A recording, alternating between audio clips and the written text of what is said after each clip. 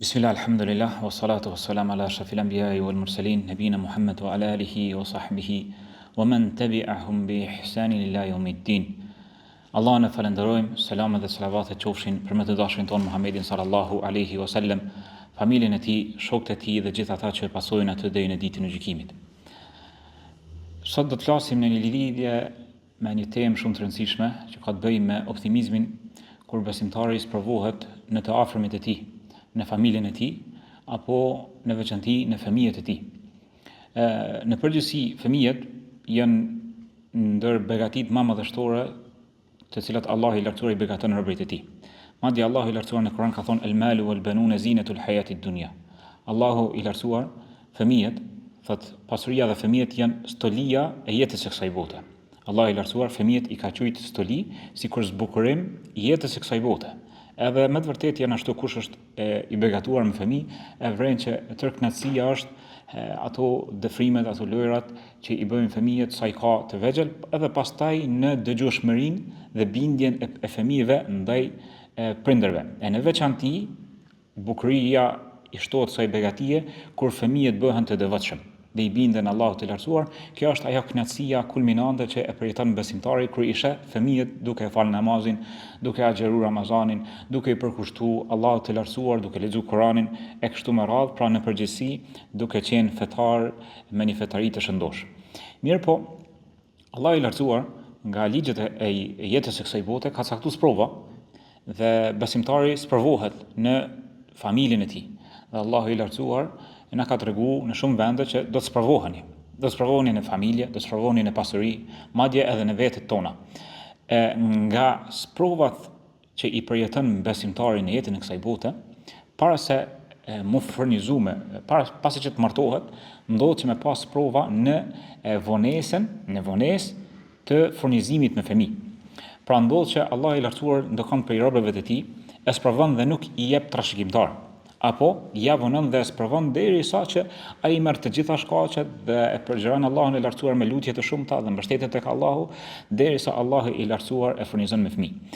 E këtu e kemi një rregull ku Allahu i lartësuar në lidhje me vonesën apo pamundsinë për me pas pasardhës, pamundsinë për me pas fëmijë, Allahu i lartësuar ka përmend edhe sikur raste në Kur'an të disa pejgamberëve, ku Allahu i lartësuar i ka furnizuar me fëmijë duke qenë ata në moshë të shtyrë. Njëri prej këtyre rasteve është rasti i Ibrahimit alayhis salam. Rasti i Ibrahimit alayhis salam, i cili ka qenë në moshë të shtyrë dhe ka lutur Allahun e lartësuar, Rabbi habli minas salihin, o Allah më jep fëmijë prej të devotshmëve. Dhe leçe ai ka qenë në moshë të shtyrë, po edhe gruan e vet e ka pas sterile. Domethënë të gjitha shkaqet logjike kanë qenë që ai më kon i sprovuar me pa fëmijë. Mirë po, këtu është del në pa ajo mrekullia e Allahut, fuqia e Allahut, kur i thot një diçka e bëhet dhe bëhet, dhe Allahu i lartësuar e përgëzon Ibrahimin alayhis salam, jo vetëm me fëmijë, po madje e përgëzon edhe me përjetimin e nipit.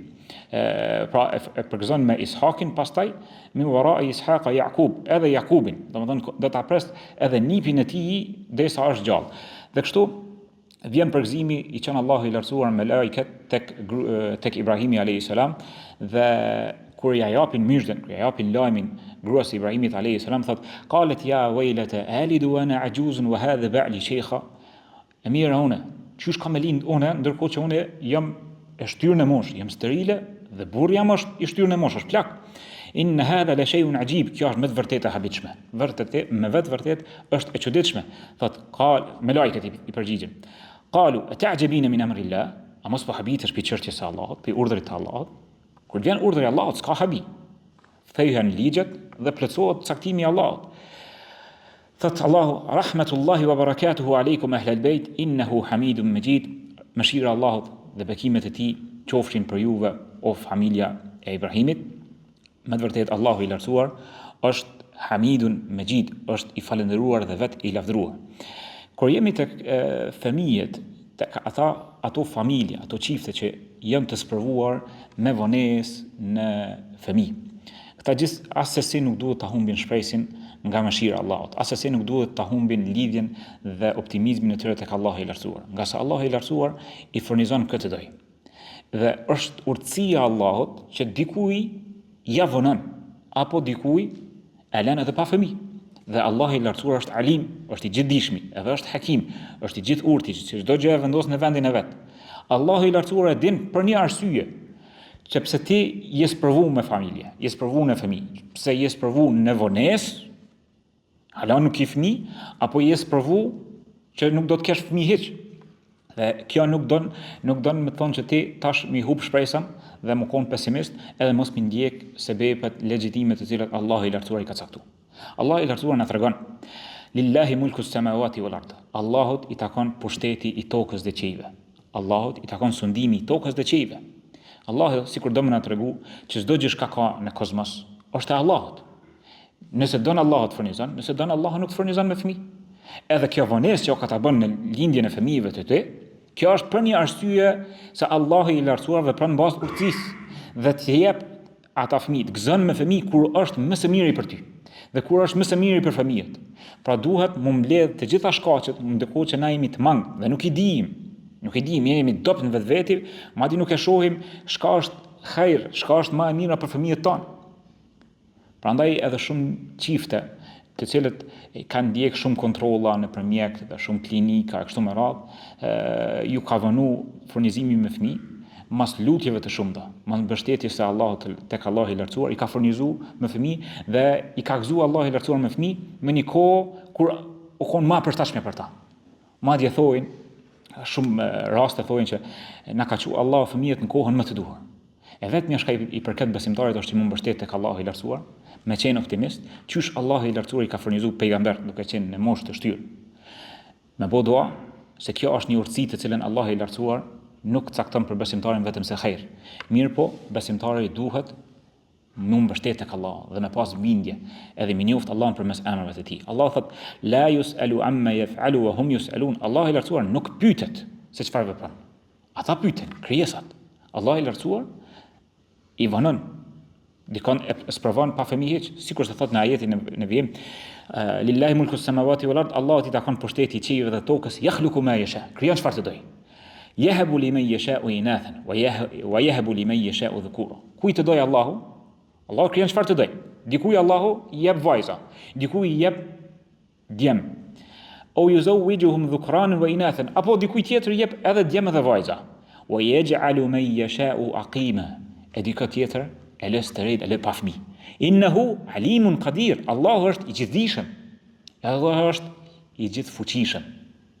Allahu i lartësuar këtë ajet kur e përmbyll me këta dy emra do më na tregon neve që Allahu është i gjithfuqishëm kujt të doj, edhe nëse është stërejt e shëron dhe i jep fëmijë. Po Allahu është i gjithdijshëm dhe e ka sprovu për një arsye të caktuar. E ka sprovu për një arsye të caktuar që ai çift mu kthy tek Allahu i lartësuar me lutje të shumta, me përgjërim të shumë dhe mu lidh vetëm me Allahun e lartësuar dhe mos mi hub shpresën. Dhe Allahu i lartësuar na tregon edhe në një rast tjetër, përveç Ibrahimit alayhis salam, Allahu i lartësuar na tregon edhe rastin e Zekerias. Edhe Zekeria ka qenë në moshë të shtyrë dhe ka lutur Allahun e lartësuar për fëmijë. Wa Zakaria idh nada rabbahu rabbi la tadharni fardan wa anta khairul warithin. O Allah, mos më lë vetëm pa trashëgimtar, ti je trashëgimtari më i mirë. O Zot, mos më lë pa trashëgimtar. Zekeria e lut Allahun për më jap pasardhës. Dhe Allahu i lartësuar tregon e përshkruan formën e lutjes që e ka bëu Zekeria alayhis salam. Thot Allahu idh nada rabbahu nidaan khafiya. Kur ka lut Allahun me lutje në heshtje, me përgjërim, me zë të ulët. Qala rabbi inni wahana al-'azmu minni. O Zot, eshtrat e mia ndopsu. E kam arrit pleçrin. Jam lov, washta'ala ar-ra'su shayba, dhe flokët më janë zbardh. Wa lam akun bi du'aika rabbi shaqiya. Dhe këtu është sekreti, thot kur o Zot nuk e kam hub shpresën nga lutja të cilët ta kam drejtuar ty. Sikur Zekeria po i thot Zotit, o Allah, edhe nëse më jep, unë kam të vazhdoj me të lut. Unë gjatë jam optimist, unë kam mendim të mirë për ty. Ti cakton vetëm se hajër. Ti e din çka është mirë për mua. Megjithatë, Zot jepem. Furnizom, gëzom, të shijoj këtë begati. Dhe në ato momente i vjen përgjigja Zekerias. Thot ja Zekeria, inna nubashshiruka bi gulamin ismuhu Yahya, lam naj'al lahu min qablu samia. O Zekeria, të përgëzojmë myshde për një djalë pejgamber që nuk ka pas emër sikurse ai Yahya. Ai do të quhet Yahya. Dhe Allahu i lartësuar e jep përgëzime të tjera njëra pas tjetrës Zakaria dhe i thotë që Jahja do të jetë pejgamber dhe do t'i jepet libri dhe do të jetë prej wa barran bi walidayhi wa lam yakun jabbaran asiya, do të jetë bamirësh dhe sjelljet e mira ndaj prindërve të tij dhe nuk do të jetë arrogant dhe i ashpër ndaj prindërve të tij. Wa salamun alayhi yawma wulida wa yawma yamutu wa yawma yub'athu hayya, dhe paqja qoftë për to në ditën që ka lind, në ditën që do të vdes dhe në ditën që do të ringjallet. Kështu do të jetë ai përgëzimi për Jahjen.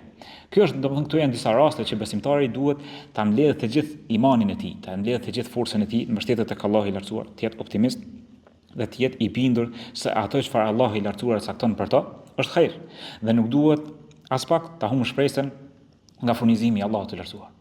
Edhe çfarëdo që i thojnë mjekët, dhe çfarëdo se mundje mujin mi thon, besimtari që e njeh Allahun e lartësuar përmes emrave të tij, zemrën e tij e lidh me Allahun, mbështetet tek ai, i merr sebepet, mirë po vazhdimisht e din që Allahu i lartësuar është furnizuesi.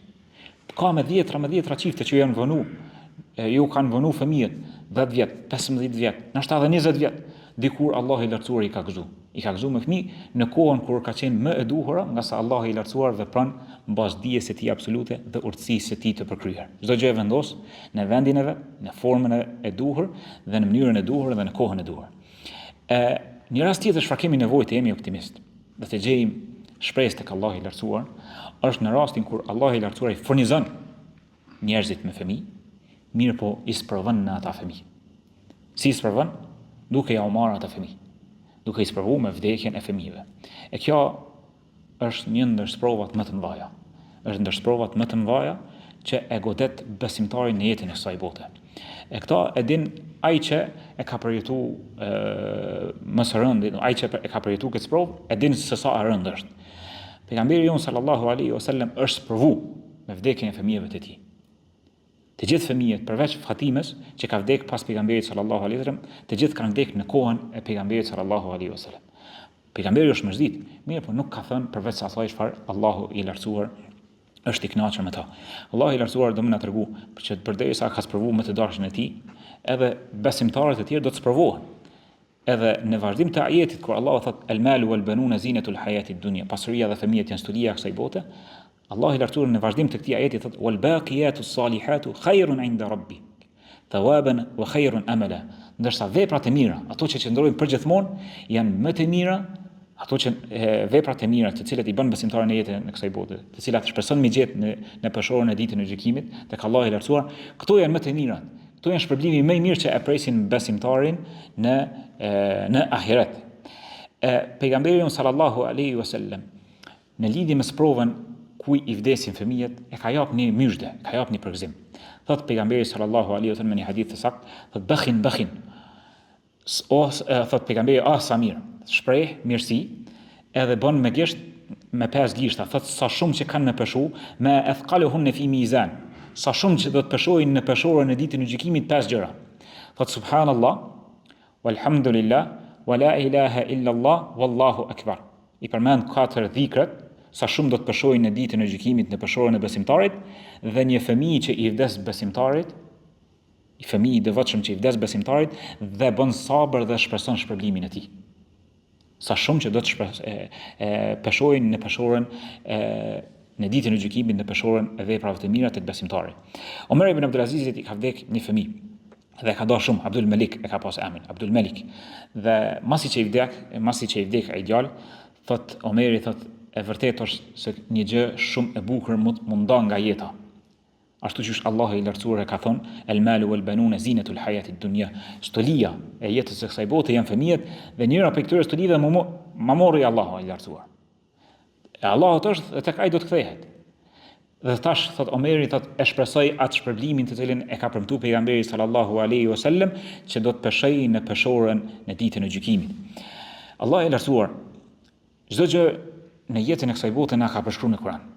Se çka na pret dhe qysh mi te i kalu sa ma mirë. Dhe kush e lexon Kur'anin duke e medituar, dhe sikur është ka i shpallët atij prej Allahut të lartësuar, sprovat e jetës së kësaj bote i kalon me shumë lehtësi dhe me shumë optimizëm dhe me shumë shpresë. Madje në ai që i përjeton shpalljen e Allahut të lartësuar, sikur është ka i fol Zoti atij direkt përmes shpalljes, jo që bën sabër vet, po edhe pse është i sprovuar në vetvete në familje, ju jep sabër edhe të tjerëve që vijnë me ngushëlli. Dhe kjo është për mrekullisë e Allahut, ato që Allahu e forcon. Prej ajeteve në të cilat Allahu i lartësuar e përmend në surën Bakara thotë wala nabluwannakum bi shay'in min al-khawfi wal-ju'i wa naqsin min al-amwali wal-anfusi wath-thamarat wa bashshiri as-sabirin. Dhe do t'ju sprovojmë. Allahu i lartësuar po na tregon që do t'ju sprovojmë. Thotë diçka me frikë, me uri, me paksim të pasurisë apo me paksim të jetëve, pra nga anëtarët e familjes, do t'ju sprovojmë apo me paksim të frutave, të ardhurave. Dhe thotë Allah, wa bashshiri sabirin, dhe përgëzoj durimtarët. Dhe përgëzoj durimtarët. Jep ju mysh dhe durimtarëve. Mirë po, e bukra kësajne, kur Allah i lartësuar thotë wa bashshiri sabirin, këtë përgëzimin nuk e ka përmend. Se shka? Ku është ai përgëzim? Sikur të i thotë myshde. Tash nëse të vjen dikush ta jep një lajm mirë, thotë myshde. Myshde se shka? E për të përgjigjen. Allah i lartësuar ka lënë kaq. Wa bashshiri sabirin. Pse? Ka thonë dietar që ty me të shku mendje, ma e mira e mo. Ma e mira e mundshme. Shka mundet me qenë mas kësaj sprove, që ti me mendu, me të mirën e mundshme shka mundet mendja jote mi kap. Allah i lartësuar në vazhdim dhe thotë, ulaika alehim, wa bashshiri sabirin, përgëzoj durimtarët, alladhina idha asabatuhum musiba qalu inna lillahi wa inna ilayhi rajiun. Ata të cilët kur i godet sprova, thojnë inna lillahi wa inna ilayhi rajiun. Ky ajet është ngushëllimi i besimtarit në rastin e sprovave. Ky ajet është motoja, është kështjella ku besimtari i gjen strehim kur goditet nga sprovat. Inna lillahi wa inna ilayhi rajiun. Ne jemi të Allahut dhe tek ai do të kthehemi. Ne jemi të Allahut. E ka zonë bindjen që ti ki milion këtë dunja. E ka zonë bindjen tonë në ahiret që do të kthehesh tek Allahu dhe do të ringjallësh. Inna lillahi wa inna ilayhi rajiun. Allah i lartësuar vazhdon ajetin dhe thot ulaika alehim salawatun min rabbihim wa rahma. Atyre ju takon lavdrimi, ju takon paqja për Zotit të tyre. Wa ulaika humul muhtadun. Dhe këta janë ata më të udhëzuarit. Këta janë ata të cilët janë në rrugën e drejtë, të cilët e pohojnë kthimin e tyre tek Allahu, e pohojnë që ata i takojnë Allahut të lartësuar. Kur thot dikush inna lillahi, çfarë nuk kupton? Çfarë do të thonë? Na jemi të Allahut. Familja jonë është e Allahut. Pasuria të cilën ne e kemi është e Allahut. Dhe Allahu i lartësuar në pronën e tij. Na jemi pronë e Allahut, jemi rob të Allahut. Allahu është mbreti, Allahu është sundimtari dhe në pronën e tij është qysh ajdon. Vepron qysh ajdon. Prandaj edhe jona është vetëm mukon të kënaqem me saktimin e Zotit. Na jemi rob të Allahut, nuk kemi zgjidhje. Nuk kemi zgjidhje. Allah, a mundesh ti mi kundërshtu saktimin e Allahut? S'ki mundsi. Prandaj nuk mundesh me ju rebelu saktimit të Allahut. Ti edhe mundesh me ju rebelu, po saktimi nuk ndryshon. Ai vazhdon. Atëherë jotja është, apo do mi marrësh shpërblimin, apo po do mi bëhet dy sprova, dy fatkeqësi. Kur të godet një fatkeqësi. Qyr dy me një, se kur të godet fatkeqësia, nëse thuti inna lillahi wa inna ilayhi rajiun, te Allahut jemi dhe tek ai do të kthehemi, dhe e shpreh kënaqësinë me caktimin e Allahut, apo dhe nuk rebelohesh ndaj caktimit të Allahut, kjo është një sprovë. Dhe je pajtu me caktimin e Allahut, tash e merr shpërblimin. Nëse nuk pajtohesh me caktimin e Allahut, e ke humbur edhe shpërblimin. Tu kanë bërë dy sprova. Edhe sprovën nuk e ke ndryshuar. Fatkeqësia të godit, edhe se ke largu fatkeqësinë, edhe ke humbur shpërblimin. Prandaj ne vëllazën duhet ta kemi parasysh në namaz të natës pejgamberi sallallahu alaihi wasallam në hapjet e lutjes së namazit ka thonë wal khairu kulluhu bi yadayk wash-sharru laysa ilayk. E gjithë mirësia është në dorë tuaja o Allah dhe e keqja nuk të atribohet ty. Duhet ta kemi parasysh se Zoti jon, më thon dikush përshkruama Zotin. Kush është Zoti yt? I thu, merre lexo Kur'anin, se Allah i lartësuar e ka përshkruar veten e tij në Kur'an. Dhe në momentin që ti e qel Kur'anin, ajeti i parë cili është? Bismillahirrahmanirrahim. Alhamdulillahi rabbil alamin. Me emrin e Zotit, Allahut, Ar-Rahman Ar-Rahim, i gjithë mëshirshmit, mëshirbërësit. Nëse ajeti i parë, fillimi i librit të tij, na tregon se Allah është i mëshirshëm, atëherë edhe sprova kur të godet, e din që ka djem për i dikuj që nuk krijon të keqe në tërësi. Ka herë në to. Është ka vjen për dikuj që është më i mëshirshëm ndaj teje se sa ti që je i mëshirshëm ndaj vetvetes. Momentin kur ti goditesh në familjen tënde, me vdekjen e anëtarëve të familjes apo në të fëmijëve të tu, kur e din që kjo është prej Allahut, prej Zotit tënd, që është Ar-Rahman, që mëshira e tij e ka të kalu hidhrimin e tij, që është më i mëshirshëm për robërit e tij se sa nëna që është e mëshirshme për fëmijën e saj, atëherë ty të letohet. Atëherë ti vesh duhesh munal dhe mi prit ku janë ka shfaqen që ato gjurmët e mëshirës së Allahut të lartësuar. Cilat janë ato gjurmët në të cilat janë ka dominojnë mëshira e Allahut të lartësuar në këtë provë që të ka godit. Atëherë e jote është veç mi kërku. Edhe kjo ta leton edhe më shumë kur Allahu i lartësuar thotë: "Ma asaba min musibatin illa bi idhnillah, wa man yu'min billahi yahdi qalbah." Dijeni se çdo fatkeqësi që ju godet nuk e godet ndryshe përveç se me lejen e Allahut. E kush e beson Allahun, Allahu ja udhëzon zemrën e tij, ja përforcon zemrën e tij. Kush e shpreh besimin e tij në Allahun dhe e din është i bindur që ajo është ka godit, është me lejen e Allahut. E këtë Zot që ka caktuar këtë sprovë me godit, është Arhamur Rahimin, është më i mëshirshëm i të gjithë mëshirshmëve. Është më i mëshirshëm se sa ti që je i mëshirshëm për vetveten, atëherë ti e ngushëllon vetveten. Atëherë ti gjon shpresë, e gjon durimin në zemrën tonë, edhe gjon optimizëm që qysh mi të kalu që të sprovë, qysh mi të kalu që të sprovë. Pastaj Allah i lartësuar, e thash edhe më parë, kur ka thonë "Wabashshiri s-sabirin" dhe përgëzoi durimtarët, nuk e ka tregu shpërblimin, po a kalon që ty më të shku mendja të ajo shka është më e madhja. E besimtari në kohën e sprovave duhet të ketë mendim të mirë për Allahun. Nga se Allahu i lartësuar për robërit e tij është ashtu qysh ata e mendojnë. Allahun, ana inda husni dhanni abdi, thot Allahu i lartësuar në hadithin qudsi, ana inda husni dhanni abdi bi, unë jam e trajtoj robin tim sipas mendimit të tij për mua. Le të mendon mirë për mua, Allahu i lartësuar thot.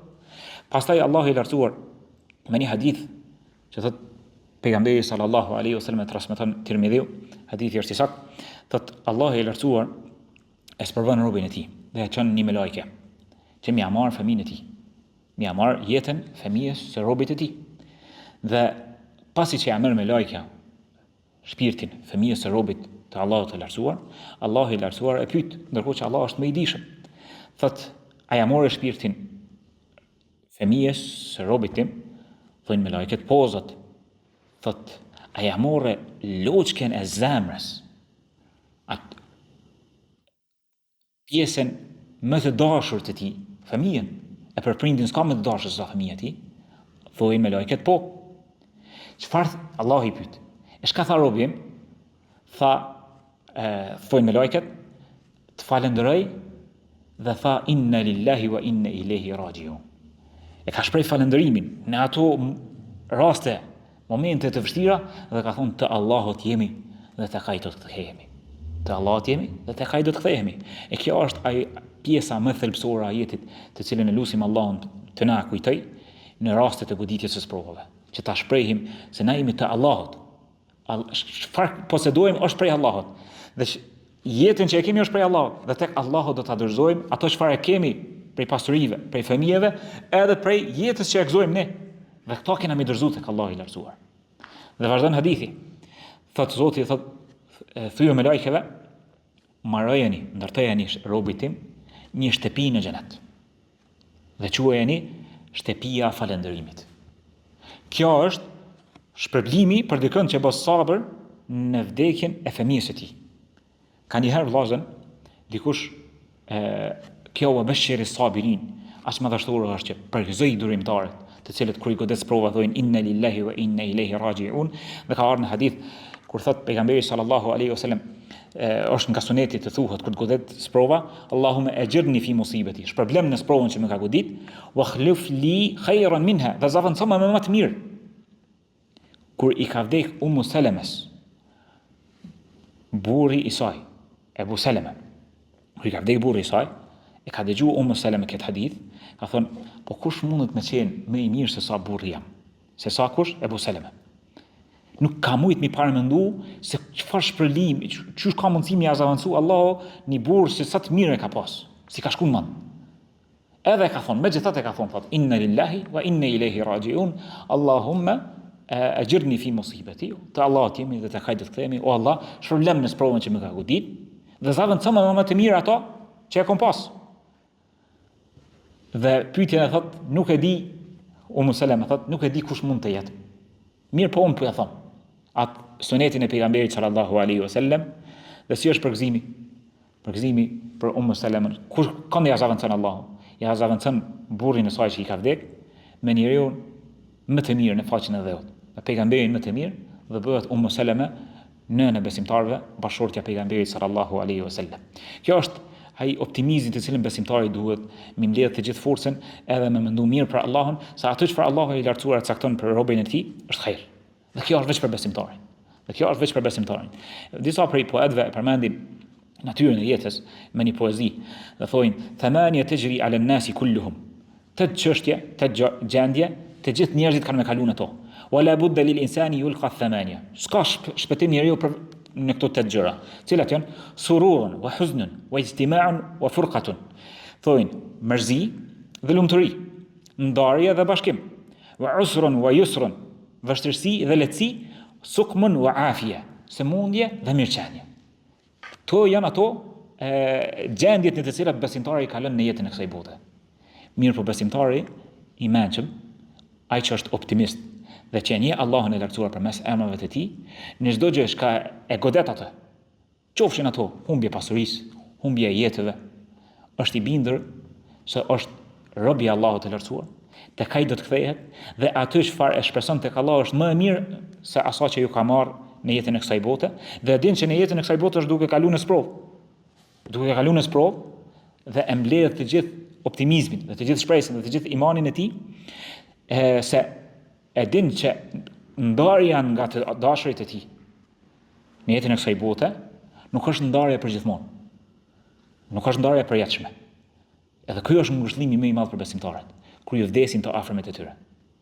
Ndarja në jetën e kësaj bote është një stacion i radhës që do të takosh në xhenet. E në xhenet s'ka mo sëmundje, s'ka mo ndarje, po përjetësi dhe lumturi përgjithmonë. E lutim Allahun e madhruar me emrat e tij të bukur të na mbush zemrën tonë me iman, me optimizëm dhe me sabër, që në goditjet e sprovave, në fatkeqësi, ta të kalojmë me bindjen e Allahun e lartësuar, me shpresën në mëshirën e tij dhe të jemi për atyre të cilët durojnë dhe e thojnë inna lillahi wa inna ilaihi raji'un, dhe thojnë hadithin e pejgamberit sallallahu alaihi wasallam, Allahumma ajirni fi musibati, o Allah më shpërble në fatkeqësinë dhe në sprovën që më ka godit, wa akhlif li khayran minha, dhe zaventësoma atë që më ka godit me më të mirë se ajo që më ka ikë. Lutim Allahun e madhruar të na jap të mirën në këtë botë dhe në botën tjetër. Subhanakallahumma bihamdika la ilaha illa anta astaghfiruka wa atubu ilayk.